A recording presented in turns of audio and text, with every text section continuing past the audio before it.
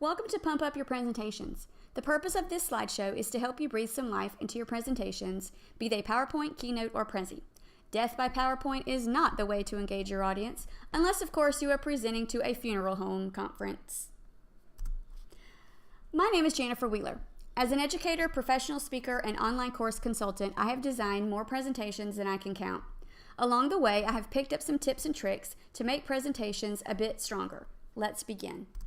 Every presentation should have a story, a beginning, middle, and end with a hero who utilizes tools to solve a problem. In case you haven't noticed, I'm the hero of this particular story. You see heroes all over the place. Star Wars, Rocky, Harry Potter. All of these convey a strong personality who solves a problem. That is what we do in our everyday lives and often what we present on. It could be work related, it could be something you've developed, you could be presenting data and analytics. Either way, the story is what engages your audience and makes people want to listen. Every story needs a plan, so begin with designing your storyboard and script. Start with a general outline and use the large squares to note the graphics that support your story. For this presentation, I used the Pump Up Your Presentations tip sheet as my guide and then searched for photos via Google for images that matched. I suggest creating a folder for presentation photos on your computer as I find myself using certain ones over and again. Writing down what you want to say about the slide underneath it will help you create the presenter's notes. Do not use the templates in PowerPoint or Keynote. Although they are designed well and often colorful, they're seen by everyone and are fairly boring.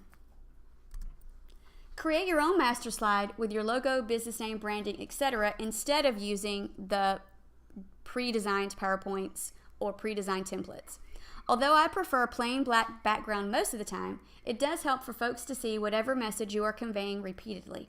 Attention spans are much shorter than they used to be, so showing the same information does help people get it burned into their brain a little better.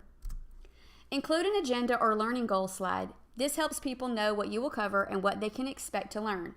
I also suggest a note-taking guide that follows the slideshow rather than the traditional handout with the slides that you've created printed with the little lines next to them.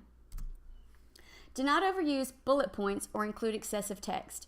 People cannot read this from their seats and it's annoying. However, you needn't worry. Creating a storyboard and script will give you clear presenter's notes so you know exactly what you want to say about each slide, even if there is no text at all. Too often, bullet points are for the presenter rather than the audience. Use these suggested fonts and make sure they are large enough to be seen from the back of the room. Limit colors and use bold when needed to emphasize text. Avoid curly cues, Comic Sans, cursive fonts, anything that might look very special, but could be difficult to read from a far distance. Include interesting graphics and visuals that support your story.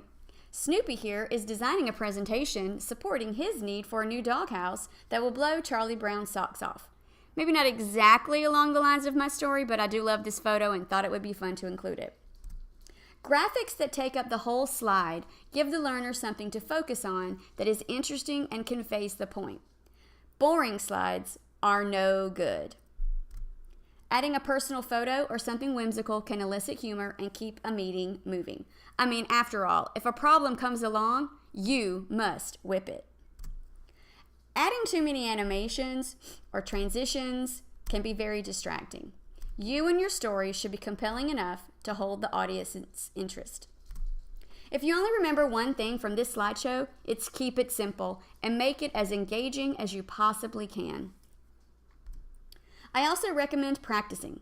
This allows you time to work through your presentation, feel comfortable with the words and graphics, and add inflection or humor where you think you need it. It's also possible that you will experience technical difficulties. So if you're very familiar, you can present without your slides. And besides, did the Atlanta Falcons go to the Super Bowl because they never showed up for practice? Yes, I'm from Georgia, so let's not talk about the game any further. This is what you want from your audience: awe, admiration for a job well done. Add these tips to your presentations and unleash your inner superhero. Everyone will want you at their meeting. For more information, please text Janifer, Janifer, to 22828 and you will be added to my mailing list. Phones like to autocorrect my name because it doesn't exist, so please, Janifer. I host several workshops per month on creating digital stories, improving presentations, and we'd love to see you there. I can also create a specific workshop for groups or businesses or anyone else that you might want to expose this information to. Thank you for attending. Thank you for listening. And I hope you have a great day.